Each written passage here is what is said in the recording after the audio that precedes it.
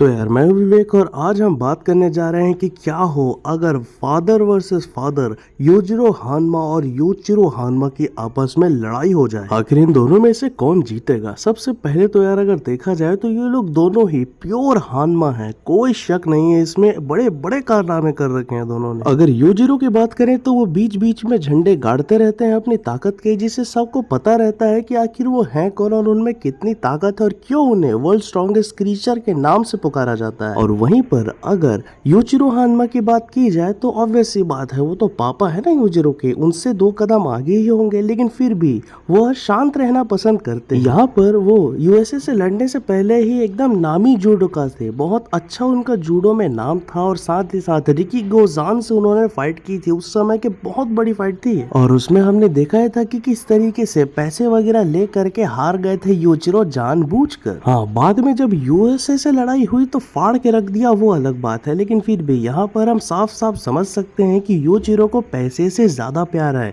वो कमाने धमाने में ज्यादा विश्वास करते हैं। खैर पैसे लेके हारना वगैरह वगैरह इन सभी चीजों के बारे में, इन सभी झोल झाल के बारे में डोपो को अच्छे से पता था, इसलिए आगे चल के उन्होंने बदला भी लिया था योजिरो का, रिकी गोजान का नाक ही काट डाला था। खैर सबसे पहले तो अगर ड्यूरेबिलिटी की बात की जाए तो यहाँ पर दोनों ही ड्यूरेबिलिटी में गॉड है, बहुत ज्यादा मजबूत है दोनों का पूरा शरीर। योजिरो और योजिरो दोनों ही डीमन बैग ओन करते हैं, बस इतनी सी बात है योजिरो ने कभी उसे एकदम सीरियसली अनलॉक नहीं किया। दोनों की बिहेवियर की बात करें तो वो भी बहुत ज्यादा अलग है। योजिरो बहुत ज्यादा काइंड है, वहीं योजिरो बहुत ज्यादा रूथलेस है। खैर ड्यूरेबिलिटी तो वैसे तो योजिरो की बहुत ज्यादा है, लेकिन आपको याद ही होगा जब उनकी फाइट काकू कायो से हुई थी तो किस तरीके से खून निकाल दिया था उसने द ओगर का। बाकी से लड़ते वक्त भी योजिरो के नाक से थोड़ा खून बह रहा था, हम साफ साफ देख सकते हैं। और लेकिन इतनी सी बात है, काकू कायो जो है वो बाहर के बंदे हैं, वो हानमा भी नहीं है, उसके बावजूद उसने अच्छा खासा डैमेज दे दिया था योजिरो को। और वहीं अगर योजिरो के डैडी योचिरो की बात की जाए तो यहाँ पर इतने बड़े आर्मी से लड़ने के बावजूद, इतनी बॉम्बिंग, इतनी गोलीबारी होने के बावजूद उनका एक पसीना तक नहीं निकला, एक स्क्रैच तक नहीं लगा था उनके बदन में। और वहीं अगर स्पीड की बात की जाए तो स्पीड दोनों की अच्छी खासी है, मास्टरी है, लेकिन फिर भी यहाँ पर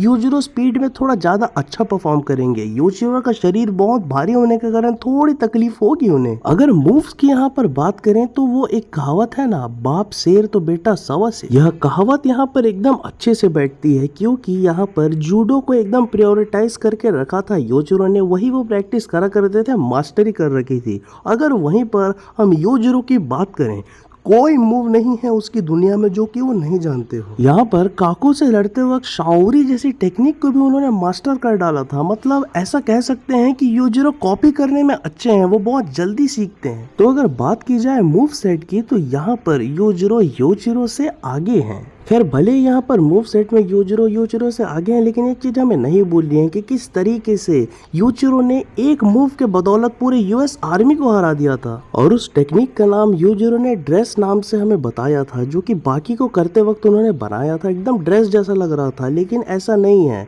उसे योजिरो अलग नाम से बुलाते थे, वो उसे ह्यूमन नंचक नाम से बुलाते थे। और वहीं अगर स्टेमिना की बात करें, लड़ने की बात करें, तो वो तो इनफाइनाइट है, जितना भी वो लोग लड़ना चाहें लड़ सकते हैं, कई कई दिन तक दोनों लड़ सकते हैं। तो अब बात कर लेते हैं बाहुबल के बारे में। ताकत तो दोनों की इतनी है कि क्या ही कहें। यहाँ पर एकदम बड़े बड़े कारनामे दोनों ने कर रखे हैं, लेकिन बिल्कुल हम एक कारनामा पकड़ेंगे जिससे हमें बताने में आसानी होगा कि किसके पास ज्यादा ताकत है। योजिरो तो वैसे भी अपने ताकत का नमूना बीच बीच में दिखाते रहते हैं, लेकिन फिर भी मुझे जो सबसे बेस्ट लगा वो था अर्थक्वेक को रोकने वाला। एक घूसे में पूरा अर्थक्वेक हिला डाला भाई ने। ये एकदम ह्यूमंस के मतलब ताकत के बाहर की बात हो गई भाई। और यहाँ पर अगर योजिरो की बात करें तो यहाँ पर उन्होंने एकदम से यूएस के कमांडर को पकड़ के लोहे के डेप्थ में घुसा दिया था, क्योंकि उसी यूएस कमांडर ने एकदम से कॉल करके मेन ऑफिस से परमिशन मांगी थी कि वो न्यूक्लियर बॉम्ब यूज कर सके योजिरो के ऊपर।